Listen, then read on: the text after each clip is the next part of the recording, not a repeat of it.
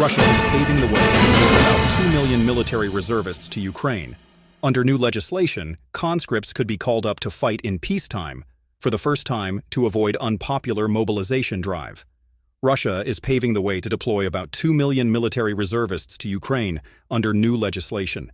The rule change could unlock a vast number of troops at a time when Vladimir Putin is under pressure to mobilize new forces to refresh and expand his 700,000-strong force in Ukraine. The amendments to the law, likely to be backed by Parliament, would allow reservists to be called up during peacetime rather than when war has been declared, given that Moscow still calls its invasion of Ukraine a special military operation. It would allow the Russian president to avoid another deeply unpopular round of mobilization, something he has so far resisted after a partial drive in September 2022 prompted tens of thousands of Russian men to flee the country.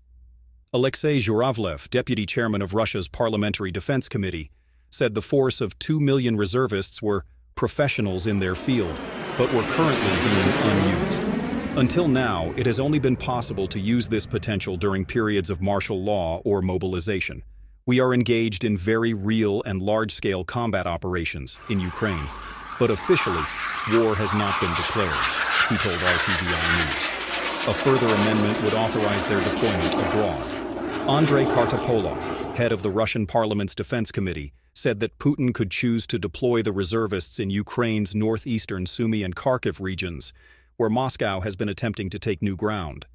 Russian conscripts are usually forbidden by law from being sent to combat zones. They were killed in their thousands during Ukraine's incursion into the Russian Kursk region. The sheer numbers deployed by Moscow, fighting alongside thousands of soldiers sent from North Korea, eventually managed to squeeze Kiev's troops out of the country. As Moscow continues to ramp up its war effort, Russian forces bombed a United Nations convoy delivering humanitarian aid to a frontline town in southern Ukraine. 2 trucks, clearly marked with the insignia of the World Food Programme, WFP, were heavily damaged in the drone and artillery strike in the Kherson region, but all the staff escaped unharmed, the UN said.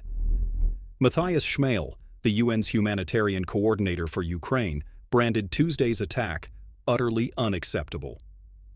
Aid workers are protected by international humanitarian law and should never be attacked, he said, calling the strike a gross violation of international humanitarian law and might amount to a war crime. Footage shared by local officials showed a white truck with the WFP emblem on fire, with large plumes of smoke rising above it. The front of the vehicle, which was unloading aid close to the town of Bilozerka, was largely destroyed. Andriy Sybiha, Ukraine's foreign minister, described it as another brutal violation